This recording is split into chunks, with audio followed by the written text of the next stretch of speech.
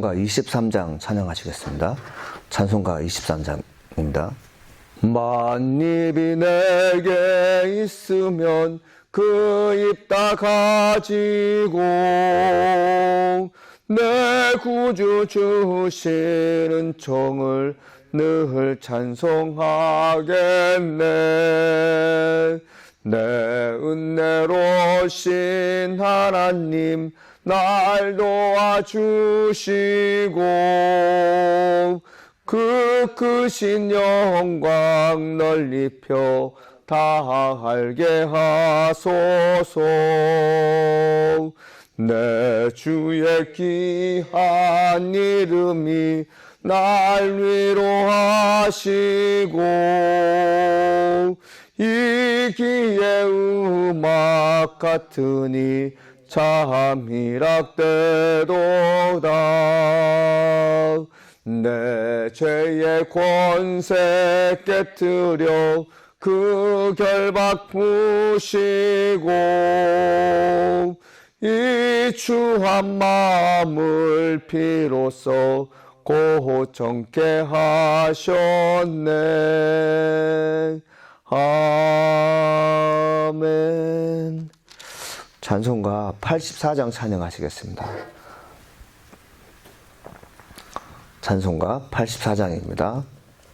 온 세상이 캄캄하여서 참 빛이 없었더니 그 빛나는 영광 나타나 온 세상 빛이었네. 영광 영광의 주, 영광 영광의 주, 밝은 그 빛 내게 비추었네. 영광 영광의 주, 영광 영광의 주, 이 세상의 빛은 오직 주 예수님. 주 말씀을 믿는 사람은 그 마음이 시원하고 그 명령을 준행하는 자 그 길이 환하겠네. 영광 영광의 주, 영광 영광의 주, 밝은 그 빛 내게 비추었네. 영광 영광의 주, 영광 영광의 주, 이 세상의 빛은 오직 주 예수님. 죄 가운데 사는 사람은 그 눈이 어두워도 그 죄악을 씻는 날에는 그 눈이 밝아지네. 영광 영광의 주, 영광 영광의 주, 밝은 그 빛 내게 비추었네. 영광 영광의 주, 영광 영광의 주, 이 세상의 빛은 오직 주 예수님. 아멘. 오늘 우리에게 주시는 말씀은 요한복음 11장 1절로 5절 말씀 되겠습니다. 어떤 병자가 있으니 이는 마리아와 그 자매 마르다의 마을 베다니에 사는 나사로라. 이 마리아는 향유를 주께 붓고 머리털로 주의 발을 닦던 자요, 병든 나사로는 그의 오라비더라. 이에 그 누이들이 예수께 사람을 보내 이르되 주여 보시옵소서, 사랑하시는 자가 병들었나이다 하니 예수께서 들으시고 이르시되 이 병은 죽을 병이 아니라 하나님의 영광을 위하며 하나님의 아들이 이로 말미암아 영광을 받게 하려 함이라 하시더라. 예수께서 본래 마르다와 그 동생과 나사로를 사랑하시더니. 아멘. 오늘도 하나님의 은혜가 함께하는 귀한 시간 되기를 간절히 소망합니다. 사순절 이제 다음 주면 끝이 되는데 그동안 많은 시간 예배와 함께 또 찬양하며 말씀 여러분들에게 감사드립니다. 예수님께서 오신 목적에 대해서 우리가 열거할 때 첫 번째가 무엇이죠? 가난한 자에게 복음을 증거하기 오셨고 병든 자를 치료하기 오셨고 그리고 천국에 대해서 무지한 사람들에게 하나님의 나라에 대해서 가르치셨습니다. 왜 예수님께서는 가르치셨을까요? 왜 예수님께서는 병든 자를 치료하셨을까요? 그것은 하나같이 생명에 이르기 위해서 그 말씀을 하신 것입니다. 예수님께서 말씀하셨어요. 죽은 자가 살아날 것이다. 그리고 예수 당신이 부활의 첫 열매가 될 것이다. 이런 말씀하셨거든요. 요한복음 11장에 있는 말씀은 죽은 나사로가 살아나는 사건인데 죽은 나사로가 스스로 살아나지 않고 누가 살리는 것이죠? 예수님께서 살리는 사건들이 요한복음 11장에 기록되고 있습니다. 예수님께서 궁극적으로 이 땅에 오신 목적이 무엇인지를 하나님의 나라에 가서 실행하신 게 아니라 이 땅에 계시면서 내가 온 목적에 대해서 최종적인 목적에 대해서 말씀하신 거죠. 무엇입니까? 한 영혼을 죄에서 구원받게 하셔서 그 자가 이 땅에 사는 동안에 예수를 믿을 때 영원한 죽음을 맛보지 않는다는 것, 즉 영생을 얻는다는 것에 대해서 말씀하신 것이죠. 성경에 세 명의 주인공이 등장합니다. 나사로 그리고 마리아, 마르다 이 세 사람이 등장하게 되죠. 이 나사로는 그 당시에 꽤 지위가 있었고 그리고 부자라고 이제 성경학자들은 얘기합니다. 어떤 학자들은 요한과 친밀한 관계, 친척이었다는 사람도 있게 되는데 여러분 우리가 이제 한번 생각할 것이 있습니다. 11장 1절에 어떤 병자가 있으니라고 되어 있어요. 마리아의 집에 마르다의 집에 어떤 병자가 있었으니 그 사람이 나사로라는 것이죠. 우리는 간혹가다 그런 생각을 하게 됩니다. 예수 믿는데 왜 집안에 우환이 생겨요? 정말 예수를 잘 믿는 사람이라고 알고 있는데 왜 그 집안에 환자가 생겨요? 왜 못 쓸 질병이 생겨요? 이런 그 말씀을 할 때가 있습니다.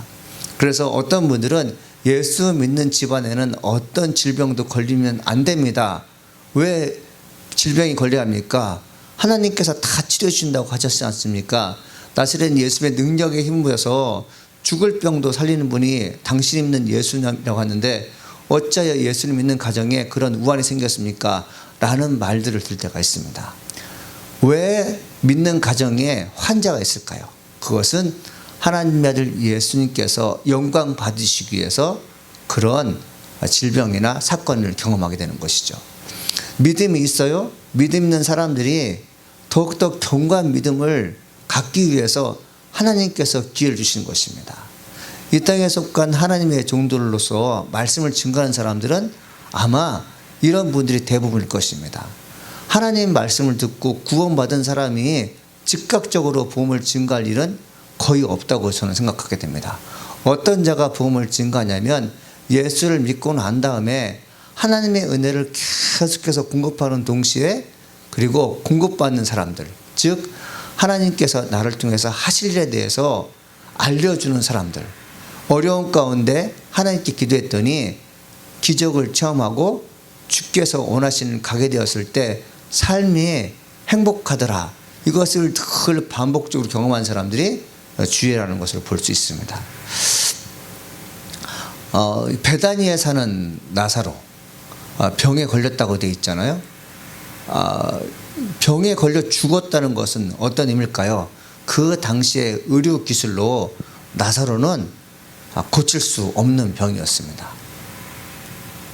나이가 그렇게 많지 않은 것으로 보아 그는 참 힘든 삶을 살았던 것을 우리가 추측할 수가 있어요.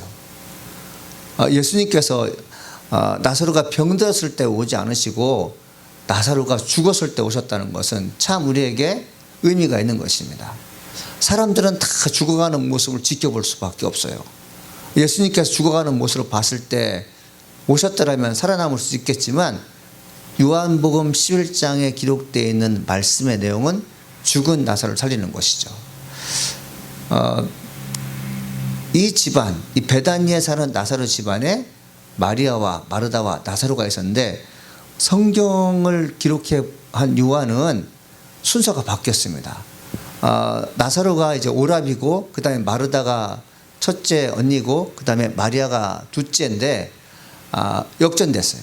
어떻게 써 있습니까? 2절에 보니까 이 마리아는 향유를 주께 붓고 머리털로 주의 발로 닦던 자여 병든 나사로는 그의 오랍이더라 되어 있잖아요. 그리고 1절도 그렇게 써 있습니다. 어떤 병자가 있으니 이는 마리아와 그의 자매 마르다의 마을 베다니에 사는 나사로라 되어 있어요.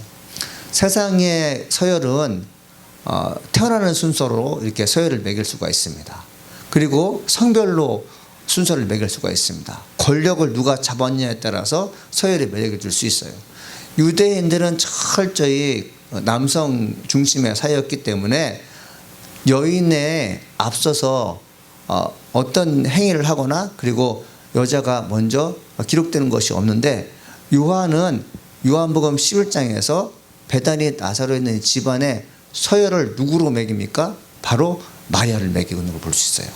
왜 마리아를 매길 수 있는 것일까요? 그가 신앙에 있어서 남들보다 성숙하기 때문에 그렇습니다. 가장 하나님을 사랑하기 때문에 그렇습니다. 이 집안, 베다니에 사는 나사로 집안의 믿음의 대표성을 누가 지고 있냐면 바로 마리아가 지고 있는 것이죠. 여러분의 가정에는 누가 믿음을 대표하는 사람입니까?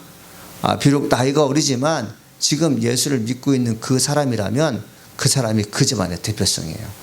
저희 교회에서 한동안 신앙을 했던 청년이 가끔 저에게 카톡으로 문자를 보냅니다. 어떤 문자를 보냈냐면 목사님 저는 공부보다도 취업하는 것보다도 더 시급하게 기도할 제목이 있어요. 그것은 무엇인가 하면 우리 엄마가 아빠가 예수 믿고 구원받고 사는 것이에요. 저와 함께 늘 매주일마다 교회 가는 것을 가장 큰 소망으로 삼고 있습니다. 여러분 그런 기도를 하는 그 집안의 가장은 누구일까요? 세상 사람들을 보면은 아버지가 가장일 것 같지만 하나님께서 보시기에는 그가 가장인 것입니다. 왜요? 인생에서 가장 큰 목적은 영원한 생명을 얻는 것이요. 내가 죄에서 구원받는 것입니다. 그 일을 먼저 시작한 사람들을 하나님께서는 1등으로 삼는 것이죠. 이 마리아는 어떤 사람이었습니까? 내가 진실로 너에게 이르노니 온 천에 어디서든지 복음이 전파되는 곳에서는 이 여자가 행한 일도 말하여 그를 기억하리라 하시니라. 마태복음 26장 13절에 말씀하고 있거든요. 2000년 전에 예수님께서 말씀하신 것이에요. 머리에 발에 향유를 부은 마리아의 선한 행위가 아름다운 일로 기억되어서 성경이 끝나는 그 시간, 인류가 종말에 찾아오는 그 시간, 성경을 읽는 모든 사람들에게 기감이 될 것이라고 말씀하셨는데 정말 2000년 전에 하신 말씀은 온대기까지 실행되고 성취되는 걸 볼 수 있습니다.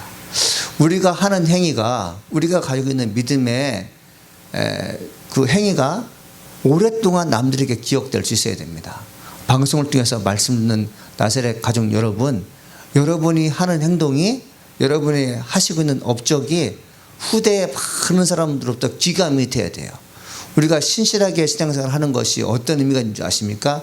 내 행위가 내가 부모가 되고 내가 할머니 할아버지가 되어서 살아가는 동안에 후손들이 그리고 이웃들이 교회의 성도들이 저분이야말로 진정한 하나님의 사람이었습니다라고 존경받는, 그렇게 추앙받는, 그리고 대대손손 기억되는 인물이 되는 것이 우리가 해야 할 일입니다. 만일 이 일에 대해서 우리가 제의된다면 진정 내가 하나님의 영광을 위해 사는 사람이었을까요? 이것도 한번 고민해 봐야겠죠. 사순절을 맞이해서 내가 지금 어떤 사람으로 살아가고 있는가, 내가 신앙의 본을 보이고 있는가에 대해서 한번 생각하길 간절히 소망합니다. 병든 나사로가 이제 오랍이었지 않습니까? 그래서 마르다와 마리아가 예수님을 찾습니다. 그래서 3절에 보면 이렇게 써 있습니다. 이에 그 누이들이 예수께 사람을 보내 이르되 주여 보시옵소서 사랑하시는 자가 병들었나이다 하니라 돼 있어요. 그 보냄받은 사람이 베다니 나사로의 집에서 종으로 있는 사람인지 아니면 베다니의 동네에 함께 산 이웃인지는 거명되지 않고 있습니다. 그런데 분명한 것은 사람들이 예수님께 찾아가서 뭐라고 말씀하십니까? 당신이 사랑하는 사람이 병들었다고 돼 있어요. 그리고 주여라고 얘기하고 있습니다. 단순히 선생이라고 이해하지 않고 주여라는 것은 뭐냐면 지금 나사로의 생명이 당신께 달려 있습니다. 즉 무엇입니까? 생사를 주관하신 분이 당신입니다라는 것을 고백하는 것이죠. 그러면서 뭐라고 말씀하십니까? 당신 주님이 사랑하시는 자가 병들었다고 돼 있어요. 여러분, 이것이 우리 크리스찬들에게 들을 말씀입니다. 내 입으로 예수님께 예수님이 사랑하시는 저입니다. 이 말씀도 참 중요하지만 이웃 사람들이, 종들이 예수님이 사랑하시는 누군가 이렇게 얘기해 주는 것이 얼마나 좋겠습니까? 네, 우리가 정말 이 사순절 기간 동안에 들을 말씀이 무엇입니까? 하나님이 인정하신 사람이 지금 병들었습니다. 하나님께서 사랑하는 사람이 위기에 처했습니다. 이런 대상자가 되었죠. 나 스스로가 내 입을 통해서 누군가를 지명했을 때 하나님의 사랑하시는 사람입니다. 여러분, 이런 기도도 해야겠지만, 그리고 누군가를 통해서 나를 위해 기도할 때 하나님의 사랑하시는 주의 종이, 하나님의 사랑하시는 성도가 어려운 일에 처했습니다. 이렇게 말되어지는, 이렇게 해제되는 사람이 될 때 우리는 살 가치가 있고 잘 살았다는 것이죠. 사순절 기간 동안에 우리가 들어야 할 말씀이 이것입니다. 하나님으로부터 사랑받는 자매, 형제, 성도, 이 말을 듣는 것이 참 감사할 것입니다. 내가 누구의 사람이냐? 여러분, 하나님의 사람이죠. 근데 여러분들 하나님의 사람이라는 것은 다 통용되는 말인 것 같습니다. 하나도 우리가 하나님부터 드려야 할 말씀은 뭐냐면 내가 너를 진심으로 사랑한다는 말을 들지 않겠습니까? 내가 너를 진심으로 사랑하기에 내 생명을 내가 돌보겠다. 이 말씀 듣는 것이 우리에게 가장 큰 기쁨이 아니겠어요? 4절에 이렇게 써 있습니다. 예수님께서 들으시고 이르시되 이 병은 죽은 병이 아니라 하나님의 영광을 위하며 하나님의 아들이 이로 말미암아 영광을 받게 하려 함이라 하시더라 되어 있습니다. 예수님께 들으셨어요? 주님이 사랑하시는 나사로가 병들었나이다. 즉 무엇일까요? 병들었고 죽게 될 것입니다 라는 뜻이에요. 이 사람이 젊은 나이에 병들어 죽게 됐다는 것은 어떤 병에 걸렸을까요? 완치가 불가능한 병이었어요.